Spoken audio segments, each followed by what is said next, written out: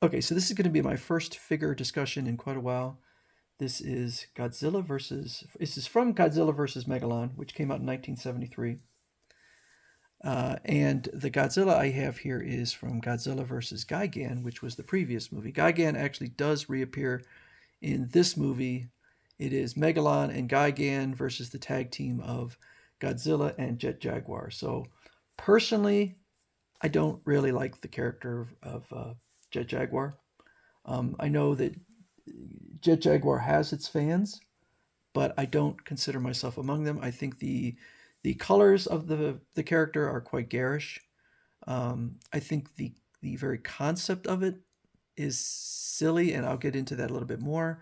I don't like that face. It is that leering smile. It just looks. He looks like a villain, not a hero. My understanding is that this was a contest put out by Toho, and a child submitted. Well, there was a child who won. I guess there were probably lots of submissions, and when the movie came out, the child was, my understanding is, not pleased because um, the actual Jet Jaguar looks nothing like the design that he made.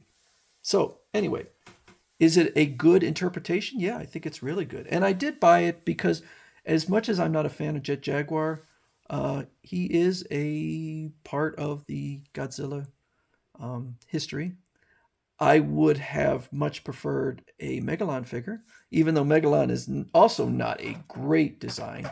I think it's a better design than Jet Jaguar. So Jet Jaguar was created by some humans, um, and turned out to be an incredibly powerful robot. Now, this would be sort of an accurate size comparison. However, the actual robot would be kind of this size. So we put down here, and I don't know why he's leaning back. I'm not sure if it's bent or something. Or oh, I guess it is kind of. Well, no, not really. No, it's kind of rubber. So it wasn't that Jet Jaguar was designed to grow. Jet Jaguar was just, I guess, just decided I'm much better, much more effective being kaiju size, and just willed himself to become enormous. And I did not rewatch this movie. I rewatched it um, after I got the Gigan figure. It's not a great film. It is a very mediocre film. Um, and Jet Jaguar does not, I don't think, adds much to it. So I don't remember a lot of things. He has in here these kind of antenna things, but boy, they just come right off, and they're not breaking off. They just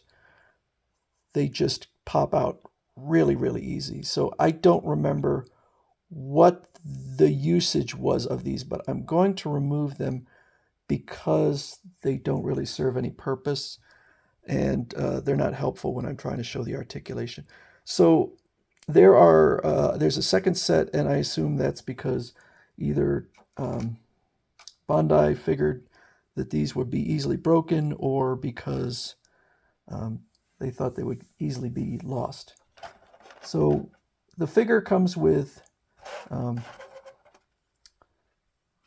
various other hands.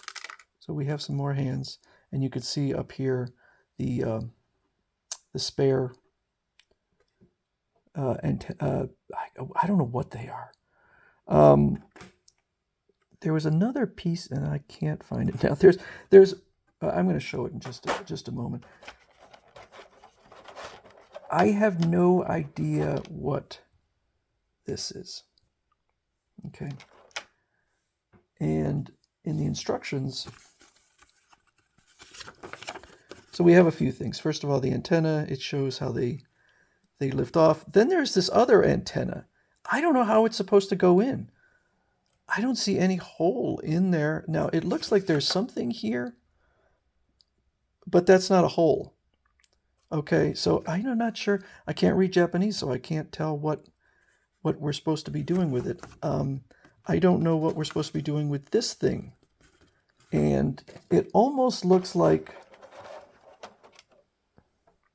I think it looks like you're supposed to break it. Like it's supposed to come apart and then I don't know what these. I'm not gonna. I'm not gonna do anything with it though. I'm just gonna put it away in the box. All right. So the head comes off fairly easily, or the face. Okay, and then his goggles. I'll put Godzilla to the side. His goggles can be swapped out. There is a piece here that is supposed to do. I have not done it. And then he has a second set of goggles. Okay. So kind of a light blue as opposed to the dark blue. A lot of these Monster Art figures don't come in with any extras, but Jet Jaguar does. So this goes on pretty easily. Okay. So as an interpretation of the movie figure, I think it's really good. When I was kind of just had the legs like this, I was like, why are the knees so knobby? Why are they facing inwards? But I guess like this is supposed to line up. It wasn't until later I was like, okay, so I think this is supposed to line up here. This is supposed to line up here. And then these should kind of line up in the back. And then the knees look, okay, go like that. Then the knees look proper. Okay, we have some nice bend in the elbows. For whatever reason, they decided to make this a separate floating piece out here. Okay. The legs will come down a little bit. You see that? Now, it looks a little weird there, but it will give him more range when he's doing a side kick or something. Okay. So we got, pretty good. 90 degrees. Okay. Really good ankle. Really good ankle movement. Okay. So again, I don't like the design of the figure, but that's not Bandai's fault. There we go. And it's good. Some good shoulder rotation, shoulder articulation. The neck's a little stiff. Not a lot of movement. So if you are a Jet Jaguar fan, I don't think you're going to be disappointed in the figure. Solidly built. Bandai always makes very solid, well-designed figures. They have the feel of quality to them. I can't remember what I paid for this. I got it off Big Bad Toy Store.